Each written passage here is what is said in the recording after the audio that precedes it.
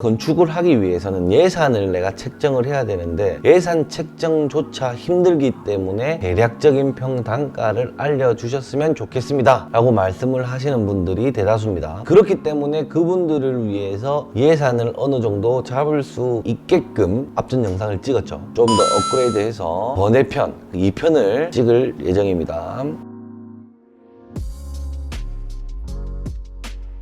안녕하십니까, 미치알 미친다 광성엔 아키오노TV 박 대표입니다. 반갑습니다. 자, 요번에 제가 대략적인 평단가에 대해서, 평당 건축비에 대해서 올려드렸습니다. 앞전에 영상에서도 말씀을 드렸지만 그 단가는 우리 회사에서 진행해온 프로젝트들에 대해서 백데이터를 만들어 보니 그러한 가격들이 나왔다라고 말씀을 드렸습니다. 이게 다른 시공사에서도 아마 마찬가지일 겁니다. 평단가를 지정한다는 것은 확정을 지을 수 없는 내용들이기 때문에 당당하게 말할 수 있는 업체들은 없을 것이다 라고 저는 판단이 됩니다. 제가 원체 그 평단가 말하지 말라고 얘기를 해서 그런가 우리 시청자분들께서는 문의를 주실 때 평단가에 대해서 정할 수 없다는 건 저도 충분히 잘 압니다. 다만 우리가 건축을 하기 위해서는 예산을 내가 책정을 해야 되는데 예산 책정조차 힘들기 때문에 대략적인 평단가를 알려주셨으면 좋겠습니다 라고 말씀을 하시는 분들이 대다수입니다. 그렇기 때문에 그분들을 위해서 예산을 어느 정도 잡을 수 있게끔 앞전 영상을 찍었죠. 마지막에 제가 이런 얘기를 했죠. 별도 품목과 별도 공종들이 있는데 이런 품목들이 합쳐져서 공사 금액이 정해진다 라고 말씀을 드렸지 않습니까? 근데 그거 말씀드리면서도 이걸로 정말 정확한 예산을 잡고 건축 계획을 할 수 있을까 하는 걱정을 했어요. 그런 걱정을 했는데 아니나 다를까 댓글도 메일로도 이것만 가지고 예산을 잡을 수 있을까, 조금 어느 정도 알고 있는 또는 건축을 해보신 건축주분들께서는 정확한 예산 측정이 힘들 수도 있겠다, 그런 걱정을 해 주셨습니다. 저도 그런 생각을 했기 때문에 좀 더 업그레이드해서 번외편 2편을 찍을 예정입니다. 앞전 영상에서의 댓글은 무시를 하고, 무시라기보다 번외편 2편에서 나오는 그 프로그램을 들고 가시는 게 더 바람직할 것 같아요. 왜냐면 두 번 받는 건 번거로운 일이니까 이번에 찍는 영상에 댓글을 달아주시면, 아닌데 이렇게 해야 되나, 어떡하지? 지금 댓글 달아주신 분들은 그냥 그대로 이걸 드리고, 오케이. 자, 그러면 다시 정정할게요. 이번에 댓글 달아주신 분들이 다음 영상을 보고 댓글을 달 수 있다라는 확신이 없기 때문에 이번 영상을 보고 댓글 다신 분들은 이번 영상에 대한 프로그램을 드리고, 다음 영상에도 댓글 달아주시면 바뀌었다기보다 추가된 프로그램을 넘겨드리는 걸로 그렇게 할게요. 군말 말고 한번 바로 실전으로 들어가 보겠습니다. 출발. 자, 제가 앞전에는 이 부분만 설명을 했었어요. 근데 여기 비계가 추가가 되었습니다. 비계 파이프 안전 난간대죠. 30만원은 뭐 45만원은 뭐냐, 일반적인 봉비계를 할 수가 있고요, 시스템 비계를 또 할 수가 있습니다. 시스템 비계 같은 경우에는 조금 더 값이 더 나가고 좀 더 안정적이다. 저희 같은 경우에는 시스템 비계를 많이 사용하는 이유가 봉비계를 매는 것보다 시스템 비계 업체들이 굉장히 조금 더 빨리 작업이 진행이 됩니다. 단가는 조금 더 세요. 자재비 보면 앞전에는 이렇게 저희가 정리를 했습니다. 이거는 건축주 성향이나 조경의 영향에 가격을 미쳐요. 건축주 선택사항인 거예요. 기본으로 했을 때 최소 250만원은 들어간다. 다만 그 건축주의 성향에 따라서 400만원 그 이상도 들어갈 수도 있다. 이거는 평으로 나올 수는 없고 그냥 100만원이고 100천만, 100만원 이 정도 들어간다 라고 말씀을 드리는 겁니다. 자, 그리고 조금 더 디테일하게 견적을 내기 위해서 들어가야 되는 비용들이 있어요. 자, 한번 볼게요. 인테리어비가 있어요. 80만원에서 150만원 정도까지 간다 라는 겁니다. 50평 정도 간다, 이것도 이 정도는 간다 라는 말씀을 드리는 겁니다. 설계비는 한 500에서 1000만원은 간다 라는 거예요. 저희 회사 같은 경우에는 무조건 3000만원 이상씩 받고는 있습니다. 근데 우리 회사를 기준으로 하면 안 되고 일반적으로 봤을 때 한 500에서 한 1000만원 정도 하면은 50평 정도는 충분히 지을 수 있다라는 그런 개념이고요. 2000에서 3000만원 정도가 기본적으로 토목에 들어가는 비용이 이 정도 된다라는 말인데, 어떤 비용이 포함이 되냐면요, 옥외 배관 설치하는 거 있죠. 우수 배관, 오수 배관, 빗물바지도 있고요, 집수정, 그리고 시갈로에 인입시키는 비용도 포함이 되어 있고요, 시 오수갈로가 지나가지 않는다면 정화조를 묻는 비용 정도 다 포함이 되어 있다라고 보시면 됩니다. 지내력 검사라는 게 있어요. 지내력 검사. 집안이 약하면 집이 부서질 거 아닙니까? 그래서 내가 가진 땅의 집안이 우리 건물이 올라가도 되는지 안 되는지 테스트하는 비용인 겁니다. 기점당 약 30만 원 정도 합니다. 근데 보통 한 3기점은 찍고 시작을 해요. 때에 따라서 뭐 4기점이 될 수도 있고 막 그렇습니다. 이게 보통 한 3기점만 찍어보면 답은 나온다. 간접노무비 산정법은 직접노무비의 9.5%다. 노임 여기 있죠. 직접노무비 9.5%. 그리고 최대금액 노무비의 9.5%라고 산정이 되죠. 평당가니까요. 50평 똑같죠. 50평. 산재보험료 한번 볼게요. 직접 노무비의 간접 노무비의 3.75%인가라는 겁니다. 이렇게 되는 거죠. 여기에 곱하기 50. 자, 여기에도 곱하기 50. 직간접 노무비의 이거는 0.87%죠. 0.87%. 여기에도 곱하기 50. 자, 요것도 곱하기 50. 국민건강보험료는 직접 노무비의 3.335%라는 겁니다. 똑같죠? 곱하기 50. 곱하기 50. 자, 연금보험료 같은 경우에는 직접 노무비의 4.5%란 거예요. 직접 노무비의 4.5%. 최소는 이렇고 최대는 이렇다. 자, 그리고 노인 장기 요양 보험료가 얼마부터 얼마까지라고 적혀 있죠. 최대를 한번 잡아볼게요. 최대. 많은 걸 잡아야 안심하고 금액을 볼 수가 있죠. 건강보험료의 10.25%라는 거예요. 퇴직공제부금비가 직접 노무비의 2.3%라는 겁니다.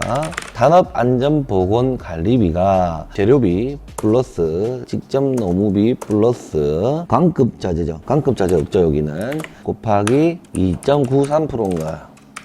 환경보존비예요. 재료비 플러스 노임 플러스 기계경비예요. 기계경비는 지금 돈이 없죠? 금액이 없습니다. 나중에 금액이 정해지면 이 금액은 바뀌겠죠? 똑같습니다. 이것도 이만큼 들어간다라고 보면 됩니다. 기타 경비는 재료비 플러스 노무비. 노무비라는 거는 직간접 노무비 다 말씀을 드리는 겁니다. 노무비의 6%라는 겁니다. 하도급 지급 보증 수수료라는 게 뭐냐면요. 시공사에게 요청해서 받아내야 되는 보험 증권이 있어요. 자, 첫 번째, 선급금 이행증권. 내가 선급금을 줬으니까 증권을 발행을 해달라. 내가 준 돈 만약에 떼먹고 도망간다면 내가 증권 타먹을 수 있게 선급금 이행증권을 끊어도 잘 안 끊어주는 데 많습니다. 근데 선급 이행증권 끊어 받아야 되고요. 자, 그리고 계약 이행 보증증권이 있어요. 우리 계약은 1부터 10까지 계약을 했는데 1부터 8까지만 하고 도망을 가버렸어, 시공사가. 그럼 나머지 2에 대한 공사를 건축주가 다시 이어서 해야 되지 않습니까? 그런 것을 대비해서 계약 이행 증권이라는 걸 발행을 받습니다. 자, 그리고 마지막 세 번째, 하자보수 이행 증권이에요. 공사가 다 끝나고 준공 완공이 다 끝났어요. 근데 하자가 생긴 거예요. 시공에 대한 문제가 있는 것 같다 해가지고 하자보수 신청을 시공사에게 하죠. 신청을 했는데 하자보수하러 안 오는 겁니다, 시공사가. 자, 그러면 건축주 입장에서 발만 둥둥 굴르고 건축주 돈만 써야 되는 그런 입장에 놓여지죠. 자, 그렇다면 하자보수 이행 증권을 끊게 되면 건축주가 돈을 주고 먼저 공사를 진행을 합니다. 그러고 나서 보험사에 청구를 해요. 그러면 이 돈이 건축주한테 들어옵니다. 하자보수에 관련된 부분은 다음에 한번 또 다룰 텐데 계약금의 몇 프로, 공사금액의 10%, 3년간 뭐 이런 식으로 나뉘어 있어요. 3년간 하자보수에 대한 내용도 나누어 있습니다. 1년째는 뭐 조명, 미장, 도장 뭐 이런 게 있고요. 3년째에는 구조 뭐 이런 게 있어요. 여기서 하나의 팩트. 선급금 이행증권을 받으면 돈 먹고 도망갔을 때 선급금을 받을 수가 있어요. 하자보수 이행증권도 끊어받으면 건축주가 돈 주고 공사하고 청구를 하면 돈 받을 수 있습니다. 근데 두 번째 말씀드렸던 계약이행증권 있죠? 이거 잘 들으셔야 됩니다. 계약이행증권은 서로 쌍방 증권을 주고받아야만 이행이 되는 증권입니다. 시공사가 계약이행증권을 끊어줬고 이 계약이행증권을 효력을 발생시키기 위해서는 건축주가 15일인가 30일인가 그 이내에 지급이행증권을 끊어줘야만 이 계약이 성립이 되는 거예요, 쌍방으로. 제가 이걸 몰랐어요, 처음에. 발주처에서 저희가 원도급 받았죠. 원도급 받았으면 하도를 줍니다. 하도를 줬을 때 계약이행증권 끊어와 라고 얘기를 해서 계약이행증권을 끊어받았습니다. 근데 이 새끼 이 업체 도망가 버린 거야. 그래서 제가 증권회사에 전화해서 이거 이런저런 이유로 우리가 청구를 했으면 좋겠다라고 하니까 선급금 나왔어요. 계약이행증권은 돈을 줄 수가 없다는 겁니다. 근데 왜 그러냐라고 얘기하니까 시공사 입장, 원도급처 입장에서 지급보증증권을 끊어주지 않았기 때문에 돈을 줄 수가 없다. 그래서 그때 한번 배웠죠. 근데 그때 당시에는 제가 그 보험사에 엄청 어필을 강하게 했습니다. 무슨 어필을 했냐면 내가 이걸 안 끊어주면 돈을 못 하는 거면 크로스 체크를 해서 쌍방으로 계약서가 들어와야만 효력이 있다라고 단정을 짓고 도장을 찍어주고 증권 발행이 돼야 되는 거 아니냐. 왜 아무 말도 안 하고 사고가 터졌을 때 청구를 했을 때 왜 그런 얘기를 하냐. 상대방 하도급 입장에서는 계약이행증권을 끊으면서 수수료를 줬단 말이에요. 그 돈 받아먹고 우리한테는 돈 안 주겠다는 거면 이게 문제가 되는 거 아니냐. 이거에 대해서 제가 어필을 굉장히 강하게 했는데, 그래서 건축주분들한테도 제가 말씀을 드리는 겁니다. 3개의 계약서를 다 챙겨야 됩니다. 다 챙겨야 되지만 계약이행증권 같은 경우에는 지급보증을 해야 된다는 거예요. 하도급 지급보증 수수료가 여기 딱 적혀 있죠. 자, 이 금액은 어떻게 되냐면 재료비 플러스 직접노무비 플러스 기계경비 곱하기 0.08%라는 거예요. 이렇게 됩니다. 나중에 이게 기계경비 플러스 되면 추가되겠죠. 기계경비를 볼게요. 재료비 플러스 노임의 8% 정도 들어간다. 여기도 8%. 기계경비는 우리 공사하는 데 들어가는 모든 장비들이죠. 기계 설치 비용, 위생 도기나 덕트 등등의 기계 비용인 거예요. 일반 관리비는 이 금액, 이 금액, 이 금액에 6%. 이렇게 맞습니다. 부가가치세도 이 금액, 이 금액, 이 금액, 이 금액, 이 금액에 10%를 때리는 겁니다. 자, 이거는 플러스 이거, 플러스 이거, 또 플러스 이거, 이거는 이거, 이게 되는 겁니다. 이게 일반 관리비에서 평단가 곱하기 6% 곱하기 평수 하면은 안 돼요. 이게 이렇게 하면 안 됩니다. 평당 총 소요비의 6%를 해야 된다. 이게 맞다. 이것도 마찬가지로 이 금액은 어떻게 되냐면 평당 총 소요비의 합계. 자, 근데 여기 보면은 단위 절삭 나오죠. 여기 뭐냐면 75,255원이 있어요. 그럼 마이너스 75,205 하면 뒷다리 딱 맞아 떨어지게 30,050원이 빠지면 이렇게 딱 금액이 떨어진다. 이렇게 했을 때 평당 단가를 봤을 때 이거를 나누기 50, 평당 1,000만 원이 넘어가고요. 이건 나누기 50 하면은 평당 800만 원 정도가 인테리어 포함하고 모든 걸 다 포함했을 때 이 정도의 금액이 들어간다는 거예요. 근데 여기서 시공사마다 조금 다를 건데 이것은 안 넣는 업체들도 많습니다.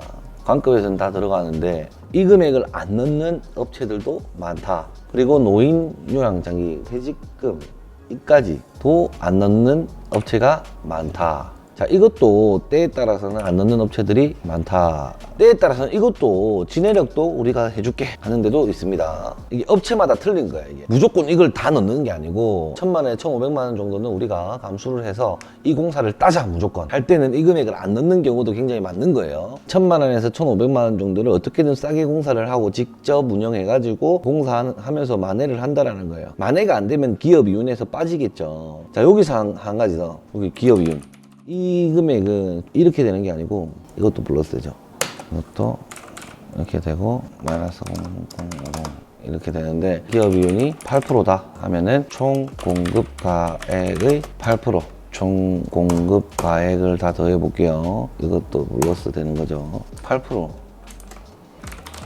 이렇게 되는 거야. 그럼 단위 절삭을 38,277원 이렇게 되는 거고 18,035원 이렇게 되는 거야. 그럼 딱 금액 이렇게 맞춰서 떨어지게끔 이렇게 단위 절삭을 해주는 겁니다. 경우에 따라서 15%, 뭐 20% 할 수 있고 강급 공사일 경우에는 더 되죠. 15%로 하게 된다면 이렇게 되는 거예요.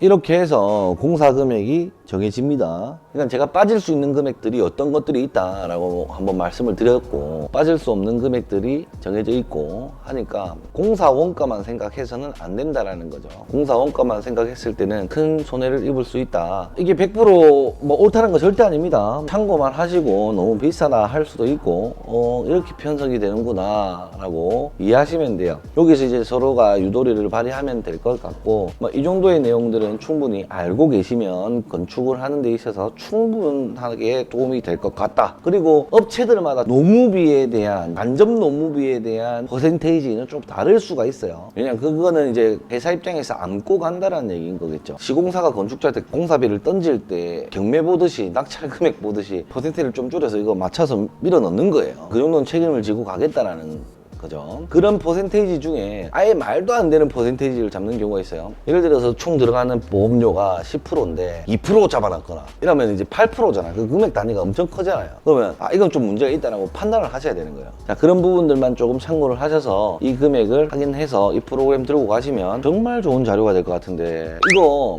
정말 좋다. 이거 오래 부르지 말자. 이건 한 이틀 정도만, 하루 이틀 정도만 준비를 해서 그러지 말까? 너무 유치하나? 아무튼 이렇게 해서 오늘 영상 마치도록 하고요. 코로나 또 잠잠해진 느낌이 많이 듭니다. 활기 있는 대한민국이 될 수 있도록 우리 전부 다 화이팅 합시다. 자, 구독과 좋아요, 알람 설정까지 부탁드리겠습니다. 감사합니다.